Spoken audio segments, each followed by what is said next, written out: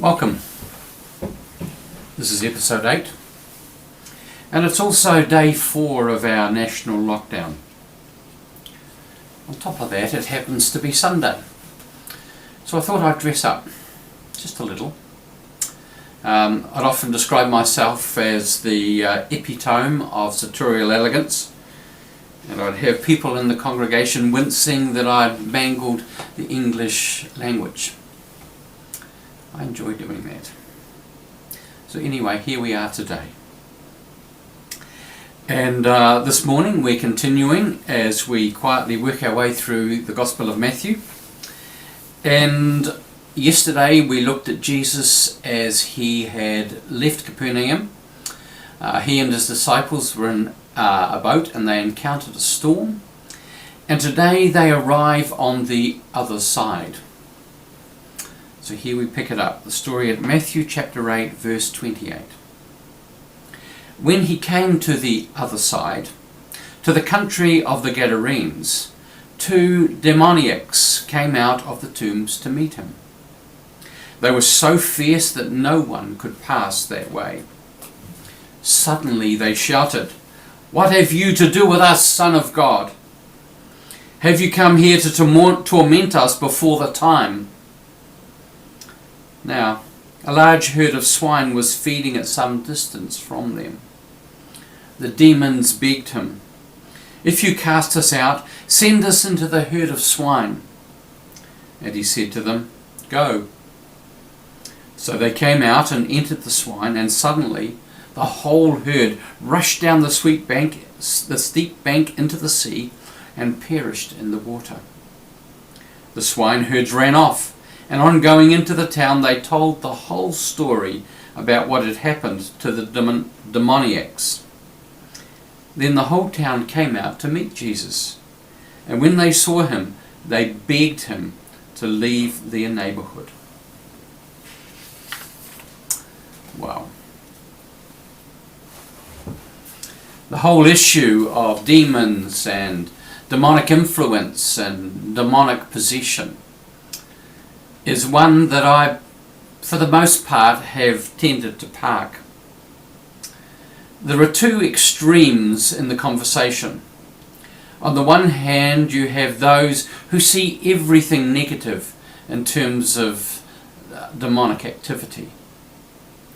And on the other hand, you have those who have a purely materialistic view of everything.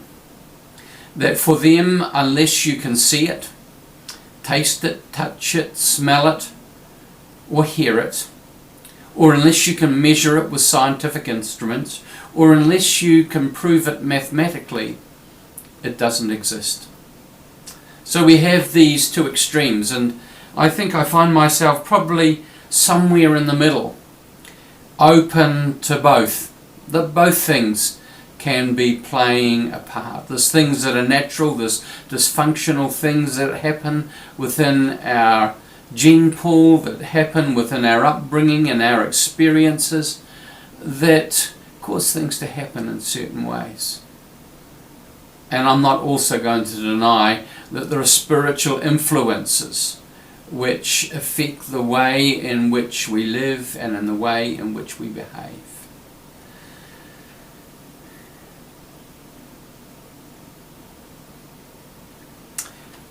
I'm aware, for example, of the spirit of good,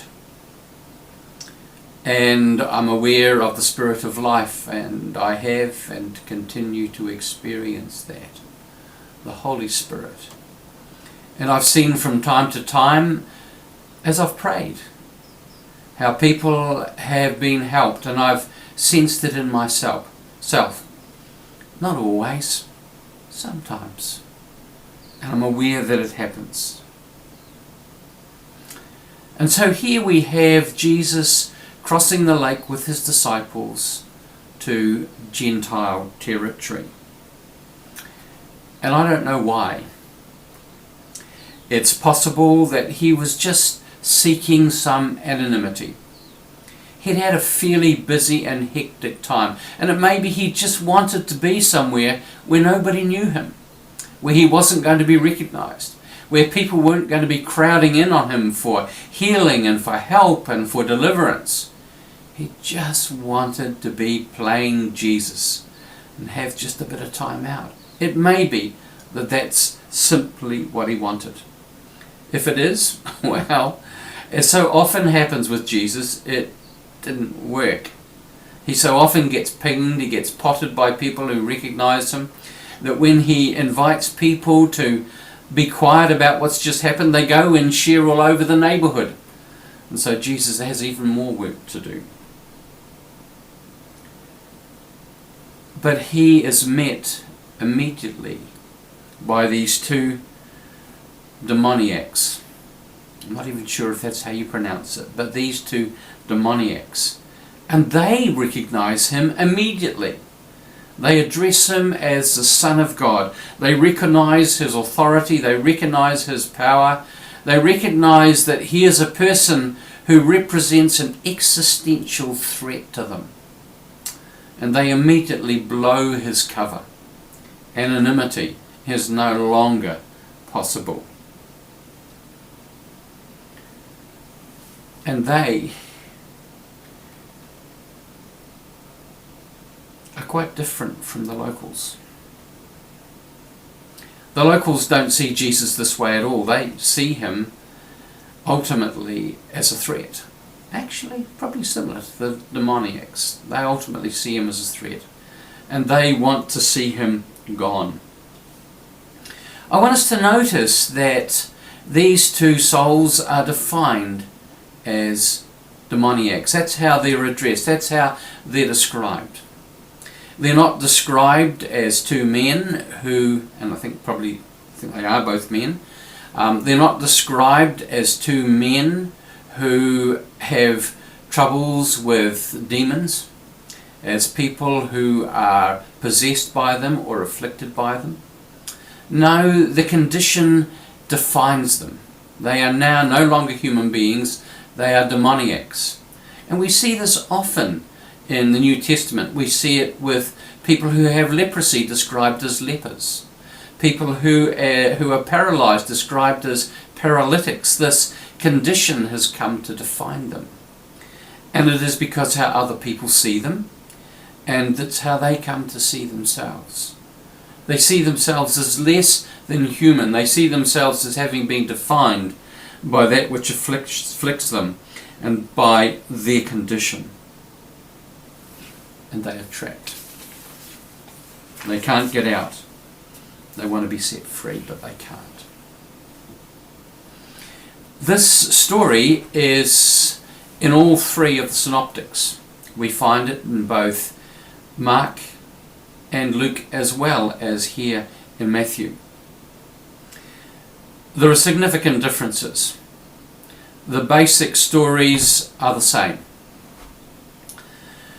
One of the things we see in both Mark and Luke is that they both describe only one man. Here in Matthew, there are two. Why the difference?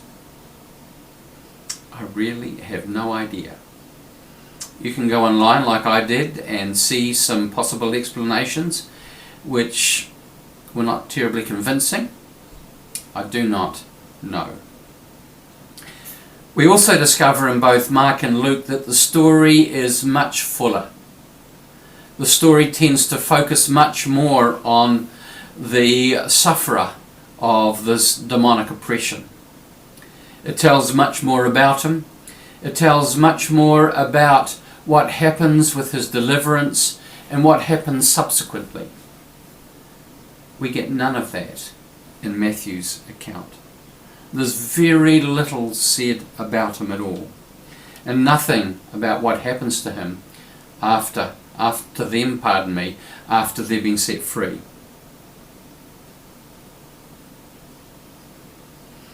In Matthew's account, we simply see that Jesus is recognized for who he is, by two people anyway, and that he exercises compassion and sets them free.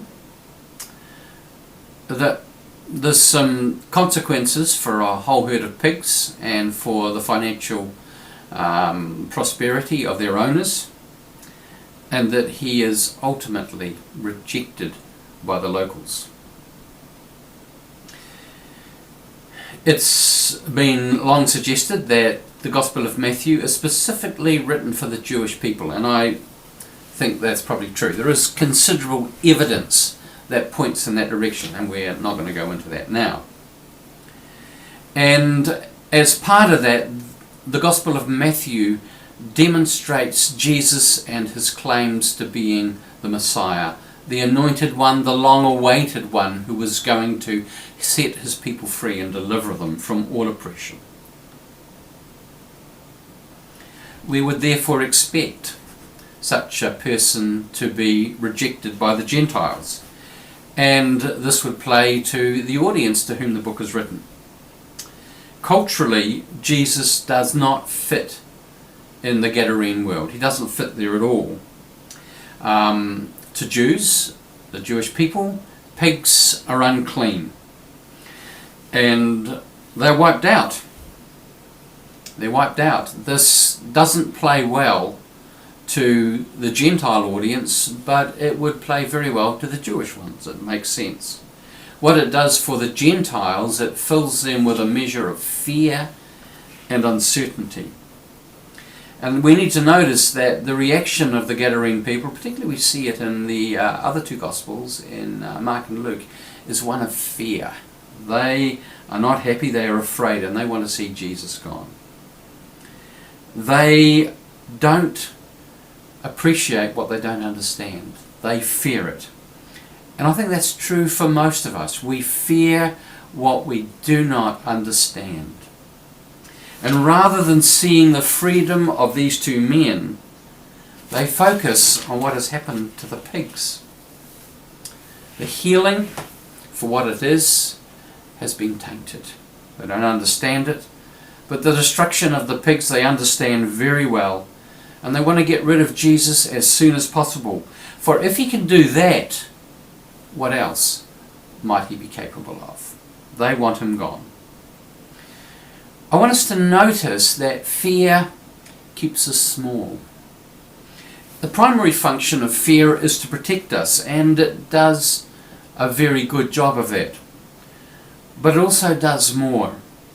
It also stops us from stepping up into life. And it keeps us in a small and often a mean place. I know this personally extremely well. I have a quotation which I picked up a week or two back, and I've now got it stuck on the wall because it says something I think significant. It says, "I miss every shot I don't take." Now, this is written by an American, so when you think about it, okay, the context is of a people who have a deep love affair with firearms. So perhaps we might need to reframe it, and we might say that I miss every opportunity that I don't take. And perhaps prudence and wisdom would indicate that every opportunity ought not to be taken. But when we pass them up through fear, and that's our primary motivator, we're going to miss out potentially significantly. And so we see with the Gadarene people that they missed an opportunity. What might have happened if rather than seeing what had happened to the pigs, they had seen and noticed what had happened to these two men? If they had embraced their freedom, if they had embraced the wholeness of life which these two men had now stepped into, if they had observed that these two men had been set free and now were fully alive, appreciative, living and loving souls who had actually embraced the goodness that they had received. Imagine what might have happened to the Gadarenes if they had said yes to Jesus. The tragedy is that we'll never know, because they didn't. They said no. What might have happened if they said yes? Well, we perhaps get a hint in John chapter 4, where we see the story of the Samaritan woman who meets Jesus at Jacob's well. And this woman who was despised, this woman who was an outcast among her own people, yet became a powerful evangelist for the life-giving power and effect of Jesus. And as she goes into the village and shares with them what Jesus has done for her and the way in which he has liberated her and set her free, the whole village becomes convinced. The whole village goes out to meet Jesus. The whole village, in a sense, is transformed, and life is never the same again. All because one person was prepared to step outside of their comfort zone and say no to fear and say to yes to Jesus and his possibilities. I want us to also notice that with the Gadarenes, and this may have something very relevant to say to our day today, that the economics of money, the economics of finance, trumps the economics of people. That they were more concerned for their livelihoods than they were for the health and the well-being of a couple of their neighbours. And the tragedy is that they all missed out as a result. In John 10 verse 10, Jesus defines his mission and the core of his ministry.